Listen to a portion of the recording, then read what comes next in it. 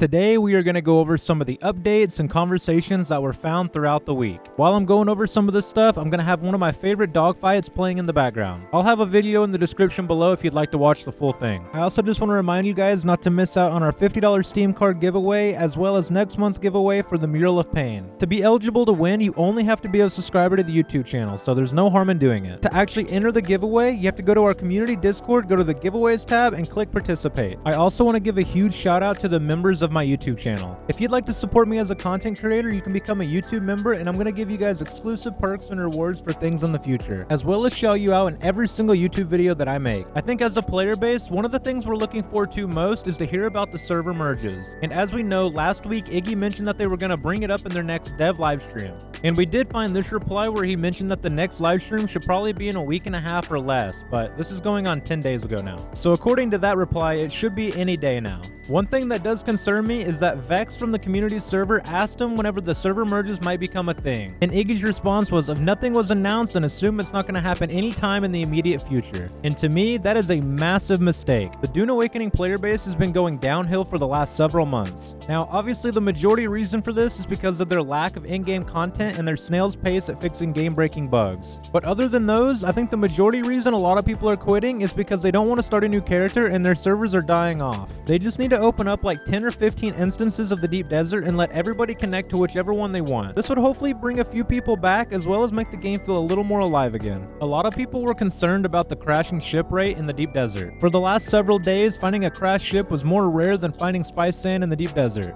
Iggy mentioned that the team is aware of it and they're looking into it, and apparently they're going to apply a fix for it. If you're into PvP, you know that this game has almost zero balance when it comes to the in-game. It's something that has plagued Dune Awakening ever since the early days of closed beta. It almost feels as if the guy who's in charge of skill tree as well as the PvP in this game is sleeping at his desk 99% of the time. You could probably throw the entire current system into a random balance generator and it would do a better job. And I hate to sound rude, but it's super annoying to tell these developers time and time again that the balance in this game is so pointless. And it's even more annoying that they listen but don't listen, if that makes sense. But supposedly we're getting a patch that is going to apparently help with the balance of this game. It's not the patch that's currently on the playtest server, but supposedly it's going to be the next one. So whenever that time comes, I'm really looking forward into testing everything and seeing what it looks like. If you didn't know, currently if you unlock anything in the game, such as like a weapon skin or anything along those lines, a decoration or all of that, they're bound to your character and not your account. So let's just say you made a new character on another pop-in server because your current one is dying off. All of those skins that you unlocked within that server will not follow you over to your new character. This was a very dumb design right off the rip. The people in the community are definitely expressing this, so hopefully the developers will make a change. And speaking of decorations, if you missed any of the drops in the past, they're going to make them available for everybody at some point in the future.